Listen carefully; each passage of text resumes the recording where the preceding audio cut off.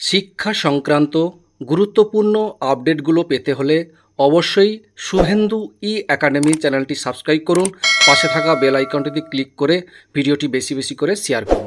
নমস্কার, আমি শুভেন্দু। আমার ছোট্ট চ্যানেলে আপনাকে স্বাগত।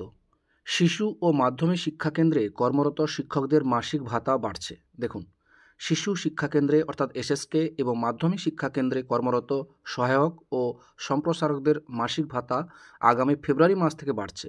শিক্ষা দপ্তর থেকে এই সংক্রান্ত নির্দেশিকা সব জেলার মিশন ডাইরেক্টরদের কাছে পাঠিয়ে দেওয়া হয়েছে। প্রতি বছর ফেব্রুয়ারিতে তাদের 3% হারে ভাতা বৃদ্ধি হবে। আগামী ফেব্রুয়ারি থেকেই সহায়কদের ভাতা 11,255 টাকা থেকে বেড়ে 11,593 টাকা হবে।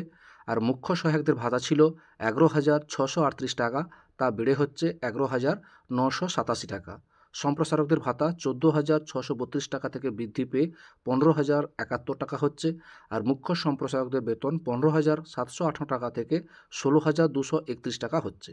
শিশু শিক্ষা কেন্দ্রগুলোতে শিক্ষক হিসাবে সহায়করা কাজ করেন, মাধ্যমিক শিক্ষা কেন্দ্রগুলোতে সম্প্রসারকরা কাজ করেন। অনেক বছর আগে কেন্দ্রীয় সরকার শিক্ষা সম্প্রসারণ প্রকল্পের অধীনে এসএসকে এবং এমএসকেগুলি চালু করা হয়। যেসব জায়গায় স্কুল নেই সেখানে শিক্ষা প্রসারের জন্য এই উদ্যোগ নেওয়া হয়েছিল। স্থানীয় ভিত্তিতে এই শিক্ষকদের নিয়োগ করা হয়েছিল। পরবর্তীকালে নতুন নিয়োগ না হলেও কয়েক হাজার মহিলা ও পুরুষ সহায়ক ও সম্প্রসারকে কাজ করেন। এদের নিয়মিত ভাতা বৃদ্ধির ব্যাপারে আগেই নীতিগত সিদ্ধান্ত নিয়েছিল রাজ্য সরকার। এবার তা কার্যকর করা হচ্ছে।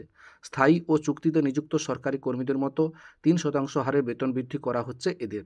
এদিকে বৃত্তিমূলক কারিগরি শিক্ষা প্রতিষ্ঠানে চুক্তিতে নিযুক্ত শিক্ষকদের নিয়মিত ভাতা বৃদ্ধির দাবি উঠেছে।